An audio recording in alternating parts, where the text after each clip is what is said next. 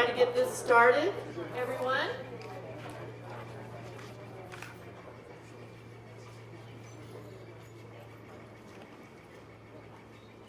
Good morning and welcome to the ribbon cutting for the Meadowlark.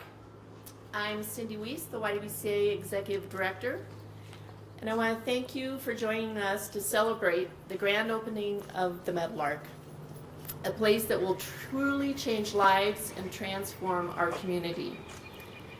It has been a long road to get here, and it is because of your support and dedication to this project that we are standing here today.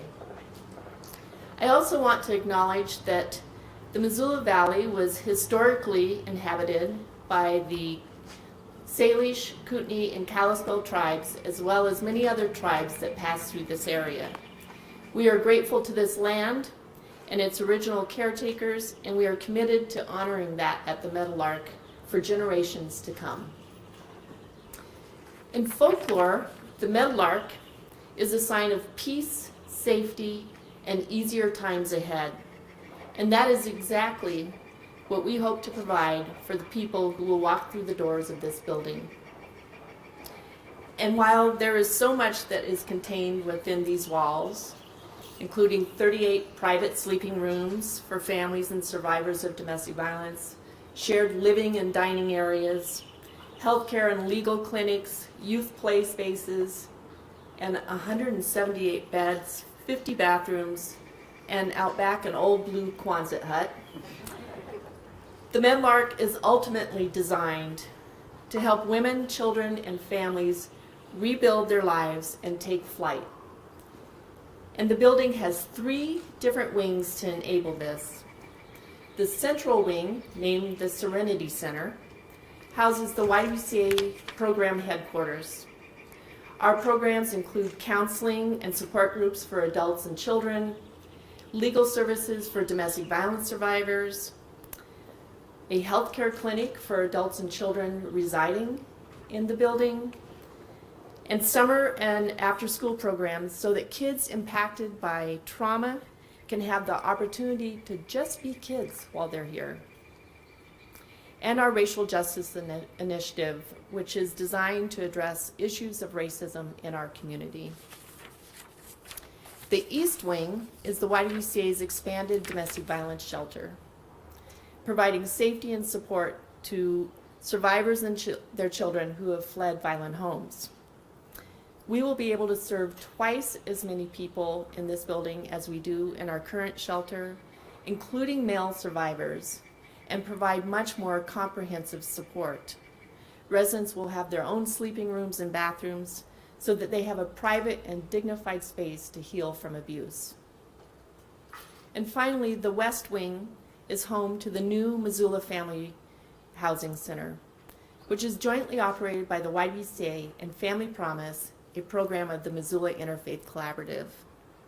It will offer same-day emergency housing to homeless families, plus the support to get back on their feet and move quickly into permanent homes of their own. The Missoula Family Housing Center is a partnership born out of a commitment to doing better for families in Missoula and a shared vision for a more equitable community. Now in 2015, Casey Dunning with the Missoula Interfaith Collaborative convened a group of local organizations who worked with families to join him in considering what can we do as a community to better serve families at risk of homelessness.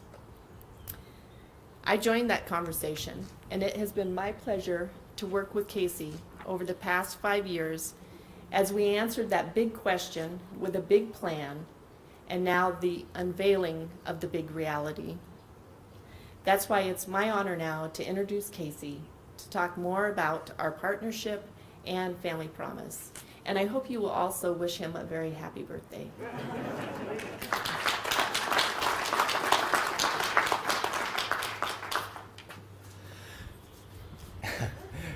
Thank you, Cindy. My name is Casey Dunning. I'm now the Strategic Director at Missoula Interfaith Collaborative. At the heart of this work, these years, has been a very deep belief that no child or parent should go without a home. And sometimes it's hard for us adults to kind of actually take this belief serious. But I'll tell you, for kids, it's never been hard. For the 13-year-old girl who's standing next to her grandma, who, when they're asking for shelter at Family Promise, is saying, and I'm sitting there saying, I can put you on a wait list. And in that moment, the wrongness and unjustness of that reality is so clear. It's not hard for kids to take that serious. It wasn't hard for Peter Robinson and Kazdan and Coulter Cravey to take it serious when we were talking about the reality that on any given night there can be up to 50 families who are literally without homes. And their immediate response was to burst into action as kids. Peter Robinson went and did like a dollar entry dodgeball game within a week. Kaz and Coulter went and burst around their neighborhood, knocking on doors, just asking for money. Like, settle down a little bit, kids, we're not started yet. But I'm glad for us adults, also, as leaders, who have taken this belief serious. From the MIC end, what I call the mothers and fathers of Family Promise who put together Family Promise over 10 years ago and have been steadfast. The Family Promise coordinators and the volunteers and the leadership team and Becky Bishop, who are the lifeblood of Family Promise day in and day out. For the 28 faith communities that, as nonprofits themselves, who have their own roads to build, came together and said, we're going to raise some major money for this project and help. For the board of MIC, who's been with this and has been leaders, and for, and we're going to get more into the steering committee, but for people who have been on the steering committee with the See Them Home campaign, especially coming from the MIC, for Stephen and Angela Hardy, thank you. At the heart of this work, this project has been a belief and a vision, and what's made it work is a heck of a lot of hard work and tenacity, day in and day out. And this partnership, the day in and day out work, Cindy and I, but between these two organizations as staff, this partnership has been deep and it's durable. So thank you. This vision has become a reality that if a family loses their housing, or if someone needs to get out of a domestic violence situation, they're going to have a safe place to go right away. So here we are. Thank you. Pass it on. Cindy's going to come back up. Thanks.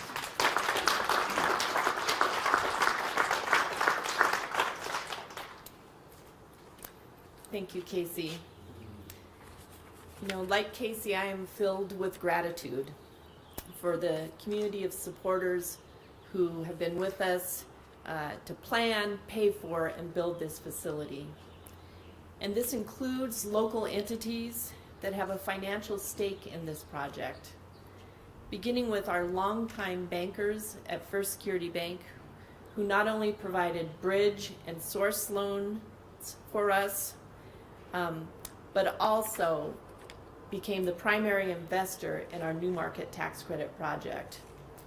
You know, Barb Rigg took us to lunch many, many times and pulled out her yellow notepad to sketch out what a New Market Tax Credit transaction looked like. And I finally kind of understand it. But Barb and Brendan Briggs were with us throughout the process, basically holding our hands for those 18 months as we were closing on those tax credits. And the bank's president, Scott Burke, and his wife, Tana, were one of the first couples to join our steering committee. The MoFi team was also instrumental in the success of this project. MoFi is one of the most successful community development financial institutions in the country, and that really benefits Montana and the surrounding states. They've been able to pull in millions of dollars in new market tax credits that they can loan out to projects like ours. And I tell you, our project would not have happened without the support of new market tax credits. And so thank you to Dave Glazer, President, who is here today, and Libby Addington, their Director of Business Development. I also want to give a shout out to Greg Astle, who is their Director of Tax Credit Lending, and he was our patient ringleader throughout the transaction. Hopefully he's attending virtually right now. The City of Missoula also provided significant funding for the project, beginning with the Missoula Redevelopment Agency committing TIF funds to help us deconstruct the structures that were here and do the site work necessary to make room for this building. And so today, Chris Behan, the Associate Director, and Ruth Reineking from the MRA Board Directors is here, and I want to thank them very much. The city's Community Planning, Development, and Innovation Department also provided not one, but 2 CDBG grants to support this project, and we're by our side throughout construction. And today, I don't know if she's here, but Erin Pehan, the director of the department, and grant administrator Karen Gasvoda is right over here. I want to thank them so much for their support. Missoula County also helped us secure additional CDBG funding from the State Department of Commerce. Grants Administrator Cindy Kennedy wrote most of the very lengthy grant application and has been managing the grant and the associated HUD labor requirements over the past 2 years. Cindy and Commissioner Dave Strohmeyer, I believe, are with us as well. We are incredibly fortunate to have our local businesses and government step up in such a big and early way. They believed in the project and the YWCA, and that invigorated us and compelled others in the community to give to the campaign. We also struck gold with our core project team. You know, because we received federal HUD funding, we were required to take the lowest qualified bid for construction of this project. And many of you know that can be a blessing or a curse. And in our case, fortunately, it was a blessing. Sirius Construction is the general contractor for the Meadowlark, and they made steady progress from the time we broke ground in August of 2019, despite a global pandemic happening that caused disruptions in materials and appliances, as well as the work conditions and worker availability for the project. Project Superintendent Brian Meether couldn't be with us today, but Mike Radford and owner Mark Umeli are with us and deserve a huge round of applause.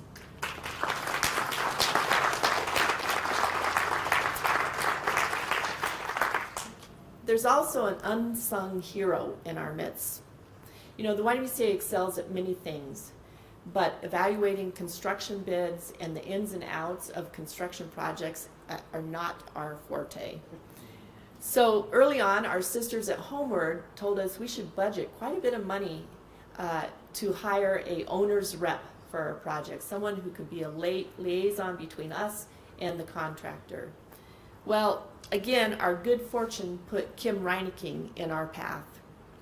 Kim represented us free of charge during the course of construction, in spite of the fact that it lasted 6 months longer than we originally projected. He was on site weekly in the beginning and daily during the home stretch of this building project, offering his expert advice and conducting shuttle diplomacy to keep us all on the same page. His support was invaluable. Thank you, Kim.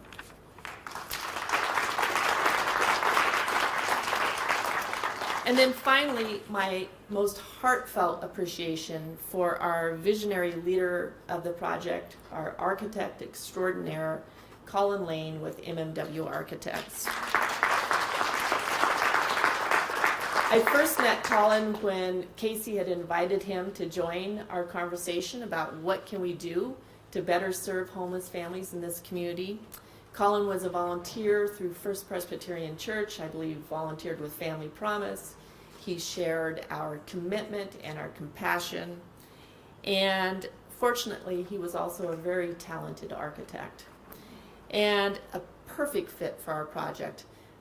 We've asked Colin to share a few words about his vision for this building and the collaborative process that we used to design it.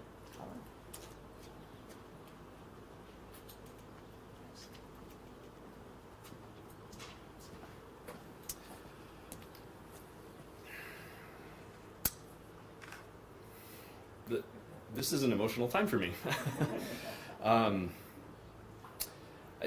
COVID times, I've been doing a lot of thinking.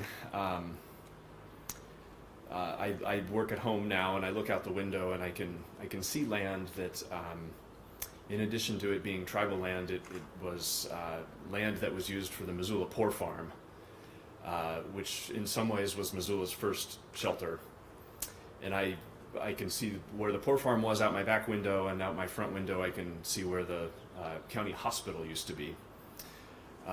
Whereas we know the hospitals were often places you put people with mental illness. And I think about just how far we as Missoulians have come with how we treat each other. Those iron bars that were on the hospital building still existed on some of the buildings in that area when I first bought the house.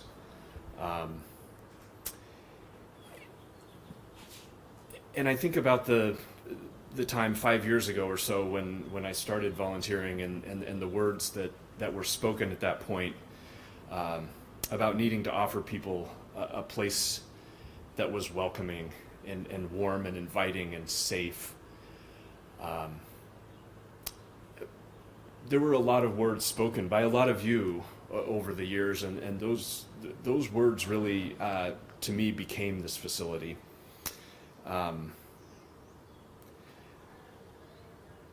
For me, those words will always be what happened here, and the amount of appreciation and awe that I feel for everybody here who contributed, who didn't say no, who said yes, their expertise and their resources. The contractors at Serious Construction who built this thing with blood, sweat, and tears. That takes real commitment, and I'm just really grateful for everybody speaking those words and moving that wood and pounding those nails. I think everybody here contributed to that. We're all Missoulians. The people who will be living here will be just as much my neighbors as you folks. And I'm really, really appreciative of that journey and those lessons that I've learned. So thank you.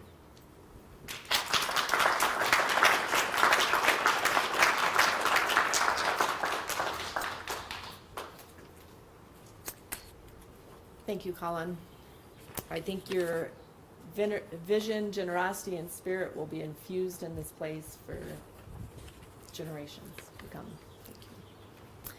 Now it's time to recognize the philanthropists who collectively contributed $8 million to our capital campaign.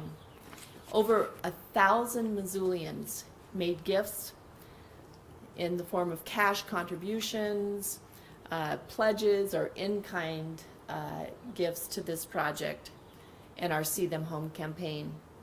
And a dedicated team helped us complete the campaign ahead of schedule, and thank goodness, because 6 months later, a global pandemic hit, and it probably would have changed the course of what we were able to achieve. And the co-chairs and honorary chairs of the steering committee are here today. Kathy Veazey was the YWCA board president when the Meadowlark was just a twinkle in our eye. We were looking at relocating our main office and co-locating it with our domestic violence shelter into a new facility. Kathy termed off the board before we started construction, but she signed on as the chair of our steering committee. Next, we reached out to legendary fundraiser Bill Boucher, who told us that he felt like he'd conducted his last capital campaign, but that he and Phyllis would reluctantly agree to be honorary chairs of our steering committee. And of course, true to legend, Bill Boucher ended up being the best fundraiser of the team. Next, we recruited leaders from Family Promise to co-chair our steering committee with Kathy. And to our delight, and despite their overwhelming workload between a large family and a thriving medical practice, Angela and Stephen Hardy said yes immediately when we reached out and asked them if they would dedicate the next 2 years of their lives to helping us raise money for this project. And we will be forever grateful to their leadership and for the entire steering committee, that every member of that steering committee made personal stretch gifts to the campaign, and then they went out and asked their friends and people they knew to match them in that. And you know, when it comes to significant gifts, 2 gifts served as foundational contributions to this campaign. And one of them we solicited, and the other one surprised us. When Kathy Veazey signed on as chair of the campaign, I asked her if she would consider making the lead gift to this project, because I believed it would show the community that we were serious and that we had the support to make it happen. I gave Kathy an amount to consider, but it was so large that I couldn't even say the total amount. I had to break it down in smaller sums paid over 5 years. And Kathy, I don't think even blinked when I asked her to make the contribution, but she did reject one concept, and that was that she didn't want it to be paid over 5 years. She was just going to give us a check right away for the total amount. And that was so invigorating to our entire team. I feel like that gift fueled us for the rest of the campaign. So thank you so much, Kathy. And you know, after she made that gift, she went out and with me and on her own to ask others to join her in supporting the project, even though I don't think asking for money is Kathy's favorite thing to do.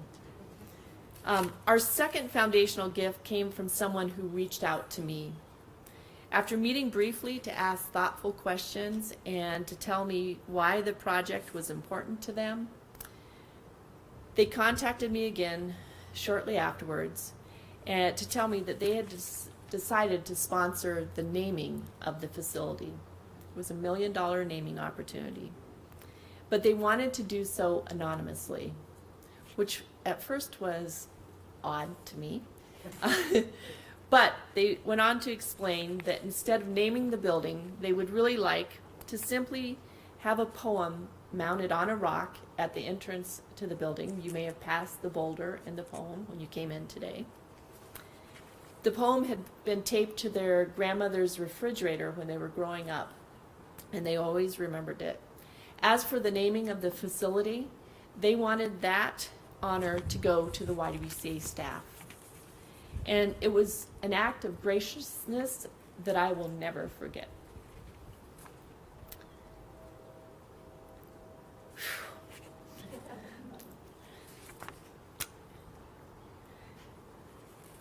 The See Them Home campaign was successful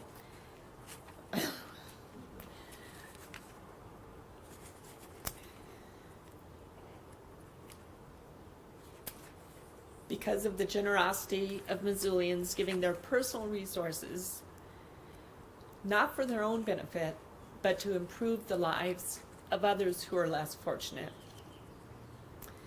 But you know, without guidance and support, we would not have been able to develop the successful strategy or the compelling messages that motivated our community to step up in such a big way. Early on, we enlisted the help of a campaign consultant who proved to be worth his weight in gold. Kurt Miner conducted our feasibility study and assured us that we could raise our campaign goal if we followed an intentional strategy. Following his advice, even when we were very skeptical, paid off. We haven't seen Kurt for over a year, but he's here with us this morning, and I just want to thank you so much, Kurt.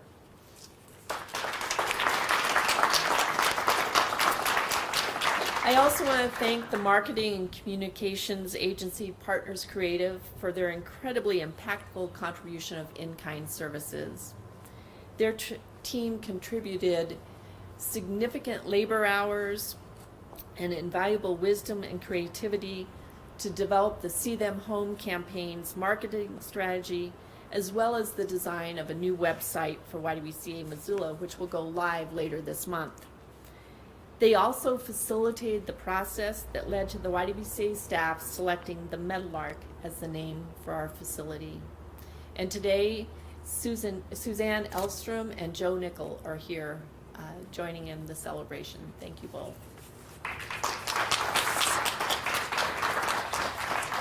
And finally, I must thank the YWCA core team members who have given their all for the past 5 years. You know, I get a lot of credit for the big accomplishments of the YWCA, including this project, but my primary role has been to pull together a team of competent workhorses, each who have played a key role over the last 5 years. First, there are the YWCA board presidents. As I mentioned, Kathy Veazey was on the board when the dream started to form.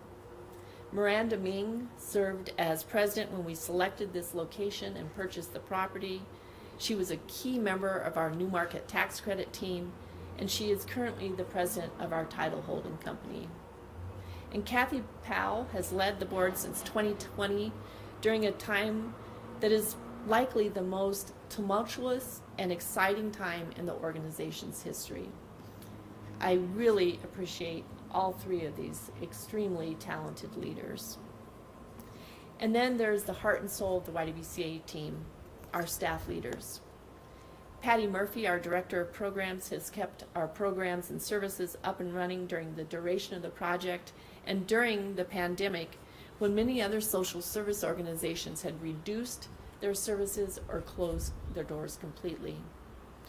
Julie Maturin, our development director, spearheaded the 2-year capital campaign that funded over 60% of the project and coordinated the donor naming opportunities that you will see throughout the building. Elise Shard, our operations manager, has been the gatherer and holder of all new facility details over the past 20 months of construction, from coordinating the installation of a very elaborate security system to ordering the linens and dishes for all of the kitchens.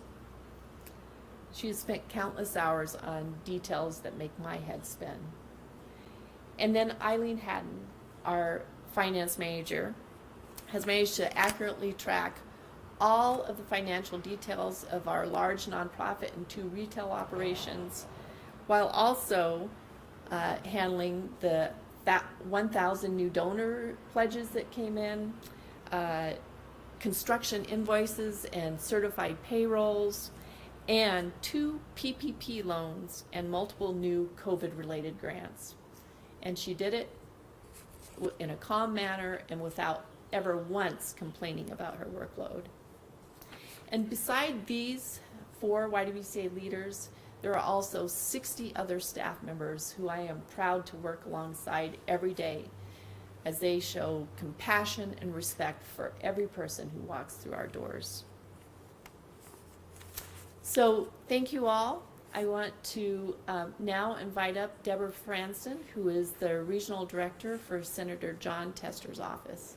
Deb?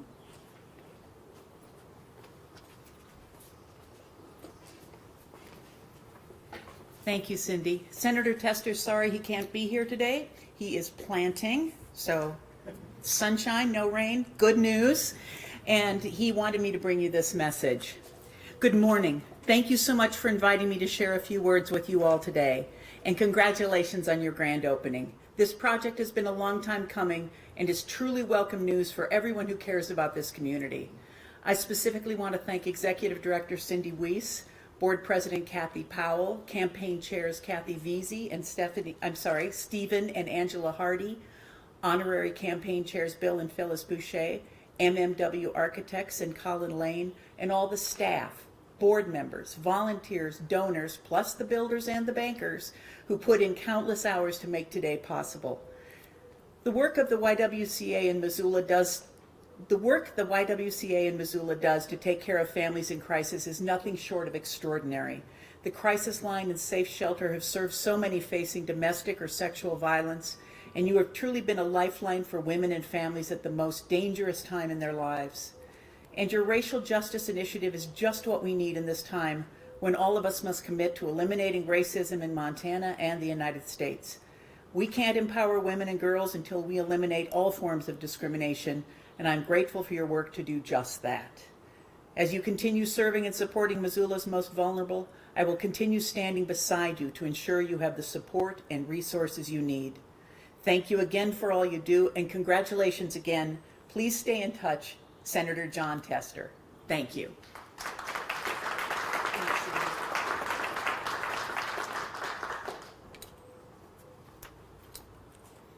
Thank you, Deb. We really appreciate the Senator's support and his lifetime of advocating for women, children, and families in Montana.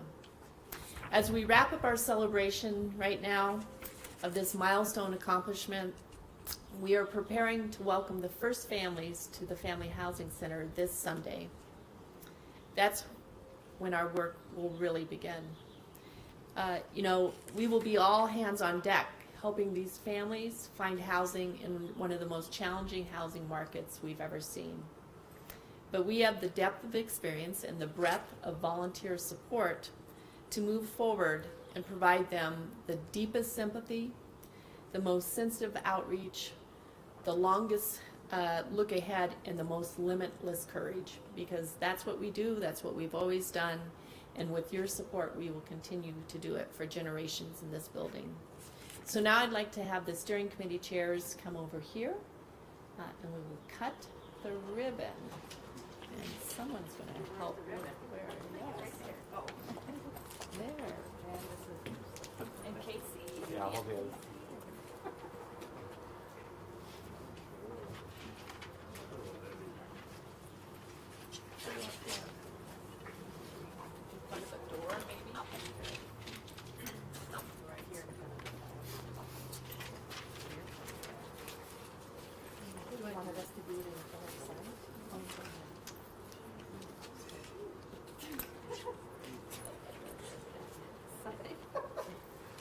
You guys hold that thing? I don't know. It's pretty heavy.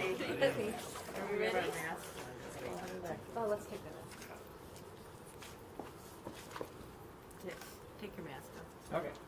Might as well have our face. Yeah.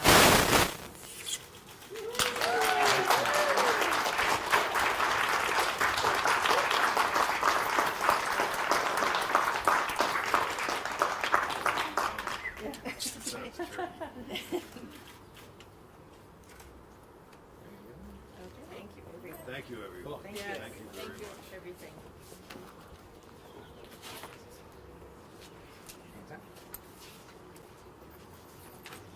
All right, thank you so mumuch for coming. I think that we'll be offering some tours. Julie's back here. So if you I know many of you have seen the building, but if you haven't, Julie and Diane can lead you around. And here's to Cindy. Thank you.